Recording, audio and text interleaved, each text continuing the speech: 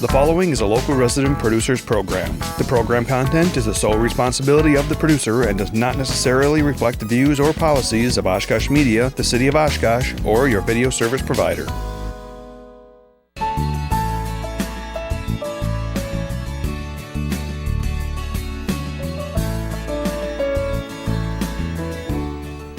Hello, this is another edition of Making It Happen. Tonight we're going to talk about orthotics and prosthetics. And joining me is Alex Carter from Nova. Thanks for joining me. Yeah, certainly. On a cold night. I know. Very cold. Speaking of cold, the first thing I wanted to talk about was, can temperature affect brace or a mold? Because I've walked when it's this cold, sure, and I've had my brace actually crack. Yes. So it can happen, right? It can happen. Does that mean it's a fault in the brace? Sometimes it can be related to some fatigue in the plastic. Okay. So if the plastic is real old. Yeah. Other times it can be maybe a certain chip or a crack was there before it was cold. Yeah. And then the severe temperature, it has to be real cold. Because I was walking on a cold night like tonight, and we had like sure, catechism or CC back where I grew up, and my mom is like, I'm like, Mom, I think my brace cracked in half. No, you're not, because I could feel it in the boot, you know? Yeah. And she's like, no, you're not. So we actually went in and sat down, and she's like, it really did. Yeah. So we had to go in like a day later and get a whole nother model of it, get a whole new cast. And yes, yeah. So, speaking of cast, we can talk about the cast. Sure, yeah. So when we go to make like a custom brace, for example, we'll start with, evaluating whoever we're seeing, looking at their foot, ankle, knee, arm, whatever we're making a brace for, and then we'll use varying casting materials. This is just like a fiberglass wrap. Yeah. And put a stockinette on there. What if somebody's allergic to fiberglass? Because we sure, have different people that are allergic to different products. Sure. Yeah. Well, that's one thing they fill out before they see me is what their allergies are. Okay. We can use plaster as an old method. Okay. So sometimes nowadays too, we're able to actually scan, use a scanning technology if we need to. Yeah. So there's that possibility as well. Now, what's the scanning technology? Can you talk a little bit more about that? Yeah, sure. So we've been using it in our clinic for a couple of years now. It's just a scanning device that there's various ones out there, so we're just experimenting with one. But it basically takes a laser projection and then models that back, captures the image of, let's say, a knee or an ankle or a prosthetic limb that we're making something for. And then we can partner with a lab that can take that file and make a positive. So it's pretty much just an image, a computer image of the leg or of the lower leg. Yes, exactly. Yep. Can you do the same thing with a prosthetic or a leg? Yes, you can. Okay. Yeah. It's been around for quite some time, many years actually, but it's starting to become much more commonplace in what we do. So to back up a little bit, what got you interested in this field? Sure. So I job shadowed someone in high school. I was job shadowing lots of different jobs, lots of medical jobs, hospital jobs, and I was always a hands-on type of person, a people person, wanted to help people. And there was a gentleman in my hometown who did this job, a profession, and I job shadowed him some. Were you specifically attracted to medical, like hospital jobs? Was that one of your main focuses, or? Yeah, so when I went into undergraduate, I didn't really know that I wanted to do this 100%, but I did an undergraduate degree in pre-physical therapy. Okay. So that kind of prepared me. I could go in lots of different directions. Okay. OT, PT. So you have a physical therapy background too? Kind of. It's not an official PT degree. It's just an undergraduate bachelor's degree. And one question I asked you when I came in a month or two ago, but it seems a lot longer than that. Sure. Is I asked you, I said, can you make a brace for any part of the body? And your answer was? Yes. We've done all sorts of stuff from head to toe. Most commonly, it's a brace, below the hips. Some occasional upper extremity brace. Do you ever have to do a body brace? So a body brace, not full body, but we Yeah. do, back braces, custom Because back braces. some people can really screw up their body, so they need like a full. Sure. I've even heard of a body brace. Sure. So I previously worked in Illinois, and I worked at a level 1 trauma center. yeah. So we did a lot of pretty intense bracing for people who had been in motor vehicle accidents and all sorts of broken bones, things like that. But I don't do any full body braces. Okay. Usually What was it like working in a level 1 trauma center down there? It was Did very. you see a lot of different things? Yes, I did. Yeah. It was a big stroke rehab center. Okay. So we saw a lot of individuals who had experienced a stroke and had muscle weakness afterwards. Okay. Kind of taking them through the rehab process, making a brace that fits their needs. Saw a lot of motor vehicle accident, back breaks, custom braces for people's backs, things like that. Now, do most of these people need braces for a short time, or do they need them for a lifetime? Depends on their condition. So if they're born with a certain condition and born with a deformity or muscle weakness, that may stay the rest of their lives. If it's an accident or a nerve injury, sometimes those things can heal and they can improve. For like take a stroke, for example, Yeah. with really intense rehab and conditioning and PT and OT, people can improve and change. Yeah. So they may need one brace at one point, and then their presentation may change, and they might need a different brace. And if somebody's interested in going into this, what kind of schooling would you recommend? Sure. So you need a bachelor's degree. There's not specific bachelor's degrees you have to have. You just have to have certain medical class requirements. Okay. There's some people who have business degrees. There's people who have kinesiology degrees, biology, all sorts of things.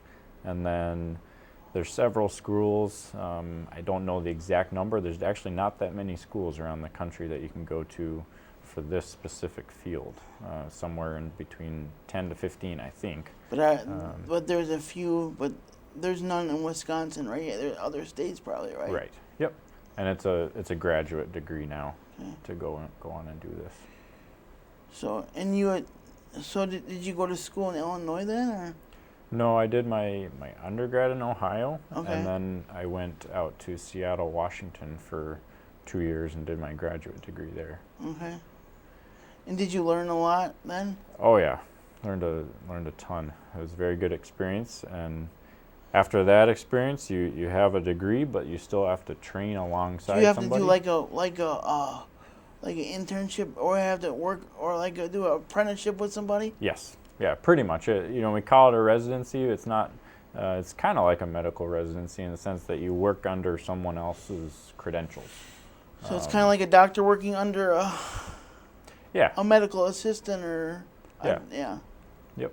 So, but then after a year or two, then you can kind of be out on your own. Okay. Yeah. And how long you been with Nova now then? I have been in our Oshkosh office 2 years now. Okay. Yeah. So I've been in the field 4 or 5 years now. And one thing I'm surprised is we have Aurora, we have Mercy. I'm surprised none of them have a orthotics or a PT, that can actually make the brace right there, because when I was little, I went up to Children's Ramsey Hospital up there. Sure, yeah. Because I was referred up there because Marshfield didn't have any, because I grew up in Chile. So Marshfield didn't have any, at the time didn't know much about cerebral palsy. So every time I had brace work done, I had to go up to Minnesota because Marshfield wasn't caught up with the medical advances yet. Sure, yeah. So. Yeah, we partner with a lot of clinics and rehab centers. But I guess I'm just surprised Yeah. because Mercy's so big. I'm like, okay, I know you guys. I'm not knocking on your work because I know you do great work. Sure. But I'm just surprised about the population and about how you have to go out for services, but it's not that far. But you still got to go out. You know what I mean? Like, Sure. Yeah. so. Yeah. The majority of what we do is outpatient. There's definitely more inpatient centers with peds places or really, really, really big hospital centers. But Do you work with athletic injuries too? Like if they need a brace or? sometimes some orthotics are provided by doctors' offices and professionals in those offices. So knee braces, things like that, sports injuries. Some of the bracing that that can be ordered or sized from, let's say, a catalog or something like that. We don't particularly do at our clinics. We more or less specialize in creating a custom device for someone who needs it. So let's talk about the brace process. What do you need first when making a brace? Because a lot of people don't know. Sure. So we work under doctor's orders. So I'm not a doctor. I don't order anything. I can't do anything really too independently. So we receive a doctor's orders, prescription. We get the notes from that office visit. We usually look over those things. There's certain things that meet or don't meet insurance criteria for coverage for people. Sometimes we have to communicate back and forth with the physician's offices on that. And then once we have that, we usually schedule the individual in our office. If you want to hold up the cast there, because this is what you do to get somebody started. You make like a cast, right? Sure. Yeah. So we see them. We spend a little time with them, as you know, and we kind of get to know them, get to know their needs, evaluate whatever we are trying to make a brace for. And then, the first step is definitely usually taking a cast if we're doing a custom brace for them. From this can, typical process, you fill this with plaster, let the plaster harden, and then you take this off. Or white mud is, because I remember when they used to use white mud and they used to dip it in the, you put a sock on first, don't you? Or? Sure, yeah. Yeah, use a sock or a stockinette, put it on the leg, and then use whatever material you're going to use, whether it be plaster or fiberglass wrap, to take an impression. What lasts longer? What lasts longer? Yeah. So I like fiberglass quite a bit because it hardens up pretty quick and it's much more clean than plaster. Yeah. And these are only temporary. What kind of brace do I have? Do I have fiberglass or do I have plaster? Yeah, so yours, this is a co-poly material plastic. But this is just the beginning stages. Once we break this off, we have a mold of someone's leg. Yep. And then we heat up some materials, whether that be, co-poly or polypropylene plastic or whatever we're using. Do you do that or do you send that away? Sure. So I have the ability to do it at our clinic. Okay. So sometimes I do, let's say I need to do something really fast for somebody, or it's just a really interesting, difficult case, we can do it in-house. Yeah.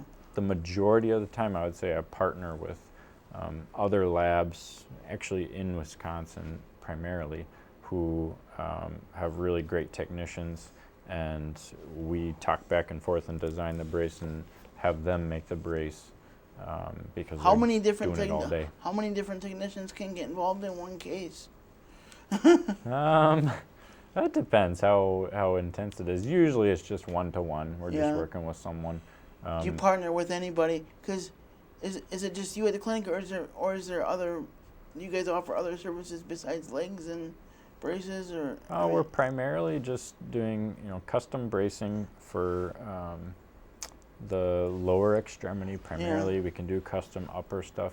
We can do custom scoliosis bracing. Okay, and you have one of those too here. So. Yes, yeah. So this is just an example of a scoliosis brace that. How long did it take that to make? So, to make it doesn't take that long. Maybe a few hours to make a brace. Okay. But take into account the evaluation, the insurance work, the paperwork. Did it take? Now, what do you do to get? I love braces with this. That kind of reminds me of tie-dye, and I love tie-dye. Sure. So, what kind of did it take a certain temperature to get the colors in, or how did it do to get the colors in there? Yeah, so usually you heat it up to a certain temperature. I'm not I don't know the specific temperature. You're usually just looking for the plastic to get kind of clear in the oven, and then you'll spray an adhesive spray on the plastic. And these transfer patterns, as we call them, they come in like a paper sheet, and you lay it on the plastic and let it set for a little bit, not very long, and then you peel it away, and all this color got transferred onto the plastic. Okay. Now, for something like that, because it is a back brace, and the person wanted a tie-dye, so does it cost more then? Typically not, no. It doesn't cost because that much. I've always to wanted like a do that. tie-dye brace. You Sure. know? So maybe my new pair I can get Sure. get color in them, you know? We can look into that, yeah. So, now let's talk about the Nova history. How long has Nova been in? I mean, it was Actra before. Yes. What was up with the name change, or did it just get bought out? That's a great question. That's a question for my manager. Okay. He can tell you the full history. I've only been here 2 years, and I'll probably mix something up with the history. But yeah, there's been subsequent kind of acquisitions, is what we call. So we now have many offices in Wisconsin, Green Bay, Menasha, Sheboygan, Milwaukee, Madison. So. Are you guys finding more of a need for it? There is a growing need for this service, definitely. Why do you think? Just more injuries, more falls, people? I don't think more injuries. I think there's, a lot of the patient population I see is an elderly, aging population. Yeah. So with age comes all sorts of issues with the body. And you not only do braces for elderly and people like me, but I see those little baby braces there too. Yeah. So this is, I don't know how old this kiddo was, but pretty tiny. We're talking only a couple years old. Yeah. And those were made because that individual may have had low muscle tone, may have had muscle weakness, may have had CP or other neurological. Can you go as low as infants as far as making braces? Because let's say somebody's born with their leg is a little shorter, or they don't have all the toes, or something's up. Sure. Can you really go that small? Mm-hmm. Yeah. So. Yeah, there's not really much of a limit. I mean, it changes how you interact and what you use for materials and how you take care for that little baby or. And when you make the brace, because when you bend it and stuff, it's got to be at a certain temperature. Mm-hmm. And you probably don't know the temperature of because you don't. Yeah, I don't know the specifics of some of the manufacturing or making of the materials sometimes, but we made a lot of things in school so we can understand that process. Yeah. And I have the ability to do that now, but a lot of my time is spent in paperwork and seeing people. So some of the skill is knowing how to design things, how to coordinate with lab professionals, and what materials to use, and how to adjust and modify things too, to get a really good fit for somebody. So you use plaster or fiberglass for materials usually? For taking a cast. Yeah. And then when we're actually building a brace, we could be using carbon fiber materials. We could be using plastics. Like this is a copoly. We could be using, this one here is actually a suede material. Okay. And then inside of this we have a laminated actually carbon fiber material in here. So it's really strong. It's strong, it's not going anywhere. But then we built in some pour-on foam because this individual has some issues at their heel, and we want that section of the brace to be really soft.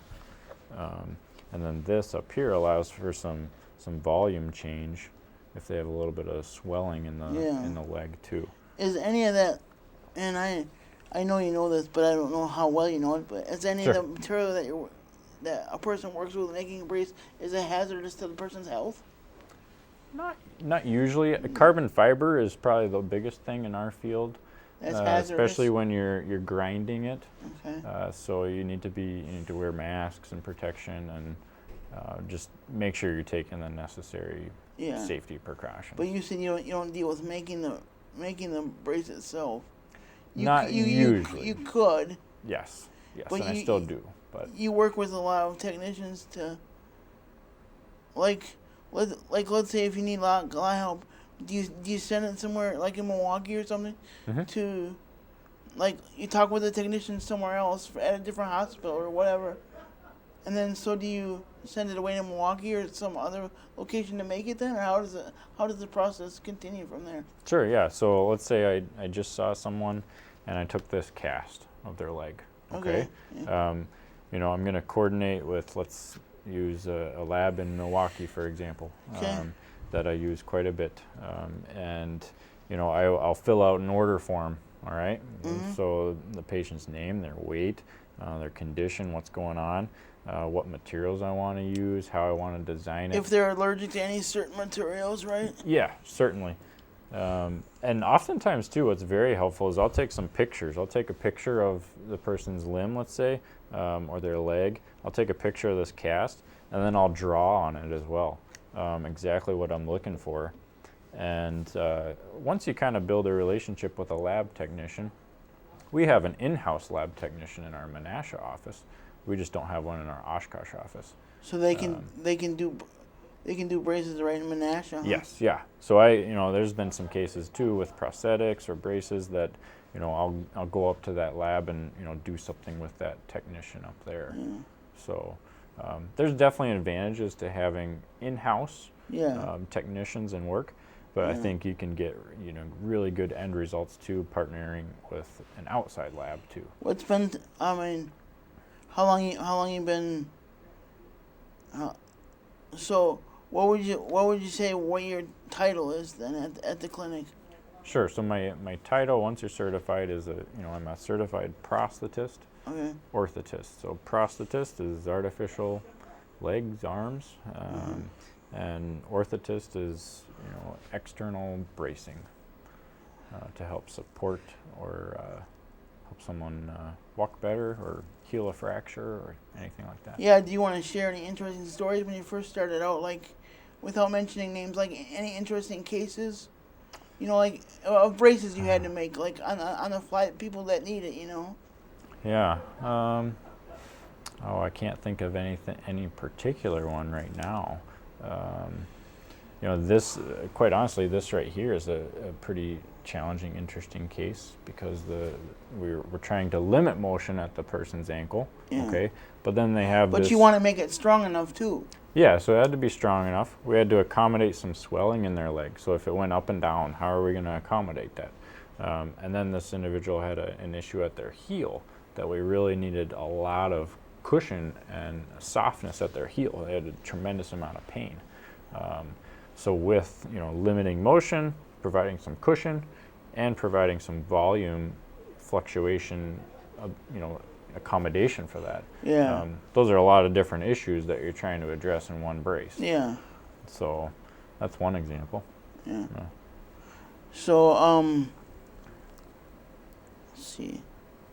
Now let's talk about adjustments, because I came to you for adjustments because it was like 3 or 4 years since I had my brace looked at. So I came in and seen you, and you told me that I needed to have my brace kind of widen out a little bit. And you said the structure. Do you always look at the structure of the brace before you do adjustments? Or? Oh yeah. Yep. We'll always look it over. I usually will take it back into our back lab where we have all the equipment to make modifications and changes. Because I know you were bending it to see the flexibility and stuff. Yeah, so looking over all the plastic, looking over all the rivets, the fasteners, the straps, seeing what's good, what's not good. And in that case, when I did see you, the overall structural integrity of the brace and the fit of the brace was still pretty good. But definitely, we're working on strap replacements and putting some new soft interface lining in them for you to make them last longer. Now you do the straps, right? You don't send off for a technician for that, right? Yeah, some straps you can actually just order in different lengths. Some of the pads, if we need to make a specialty pad or a specialty strap, we'll make them in-house. We have all the materials to make the straps. So. What about the moleskin? Do you do that right in-house too then? Or? Yes, yeah. So the moleskin, we order a big tube of it. Because and I remember then working cut with it Dick, out and he said he had to send to Milwaukee to get it done. Or man, oh, that's right, he didn't believe in moleskin because it got moldy, and then he didn't believe in it because it got moldy, and he seen black mold on my moleskin, and he freaked out. So Yeah.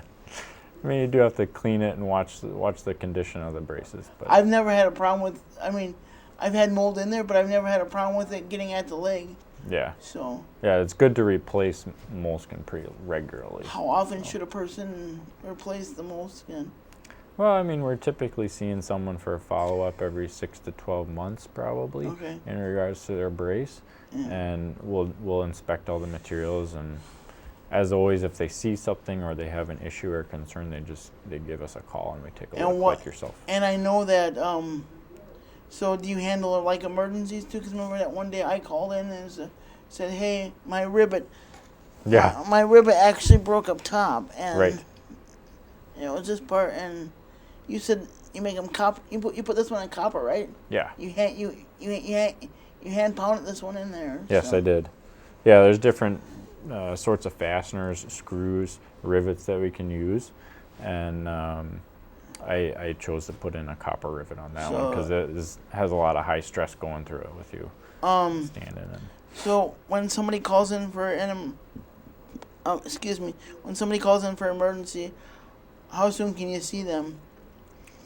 Typically, we can actually see them probably the same day. Yeah. Yeah, if it's a true emergency. Well, Let's say someone had a sore that developed on their their limb and the prosthesis. Well, we got to get that person in and yeah, because I know try to fix that you right don't away. want that to rub or.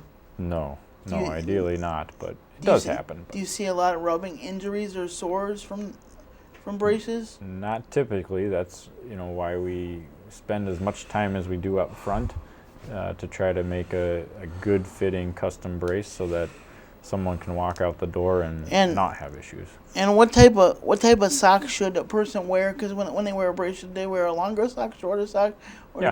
depending on the length? Because sock is key because you got to protect that skin. Yes. Yeah. So we always recommend a sock with a brace, Okay. just a regular cotton sock. Sometimes if we're making a brace that comes all the way up to close to the knee, then you obviously need a knee-high sock. Okay. Sometimes I with like certain braces I like the longer ones for mine because yeah. I need them because yeah. So and they wick away the moisture too, sweat. Sometimes people sweat in the brace, so with like the 2 minutes that we have left or so, let's talk a little bit about the leg because I told you my dad lost his leg 2 years ago, sure. and so you do leg prosthetics too, right? Yes, yeah, we'll make prosthesis for people as well. Majority of that is lower leg prosthesis, either with a below the knee amputation or above the knee, sometimes through the knee amputations too. Obviously there's other levels of amputation, but those are the most common ones. But you work with all kinds of different amputations. Yeah, certainly. Yeah. So those are it's always, everyone's different with an amputation. Everyone's needs are different. Yes. So we kind of same process. We see them. We see what they were doing before the amputation, So what they want to be doing after. You pretty much make a cast of the leg or the part where they need the. It's the Yes. same process as the brace, right? Kind of, yeah.